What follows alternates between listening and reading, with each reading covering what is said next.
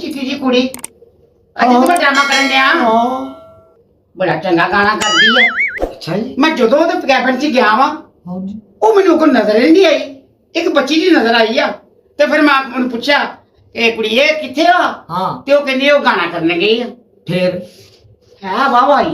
बाबा ਹਾਂ साहब जी ਹਾਂ स्तानी वर्गी है ਉਸਤਾਨੀ ਵਰਗੀ ਕਿੱਥੋਂ ਆ वो तीन गाने एक सांस कर देती ਮੈਨੂੰ ਹੀ ਮਾਰਨ ਟੁਰਿਆ ਹੋਸ਼ ਆਈ ਆ एक और मारो देखो बाल आने शुरू हो गए जी। ਕਾਫੀ ਵੱਡੇ ਵਾਲ ਹੋ ਗਏ ਆ ਖੁੱਲ ਕੇ ਮਰਵਾ साहब जी ਹਾਂਜੀ एक और मारो ਤੁਹਾਡੀ ਵੇ ਨਾ ਮੇਰੇ ਬਾਲ ਨਹੀਂ ਆਉਂਦੇ ਅੱਛਾ ਜੀ ਹੋ ਗਈ ਨੇ ਹਲਕੇ ਜੇ ਬਾਹਰ ਆਂਦੇ ਤੁਸੀਂ ਠੋਕਦੇ ਠਾ ਵਾਪਸ ਹੋ ਜਾਂਦੇ ਇਹ ਤੁਸੀਂ ਜਾਣਾ ਕਿਦਾਂ ਇਹਨੂੰ ਛੱਡ ਦੇ ਮੇਰਾ ਖਿਆਲ ਹੈ ਅਸੀਂ ਦੋਵਾਂ ਨੇ ਇੱਥੋਂ ਬਾਹਰ ਜਾਣਾ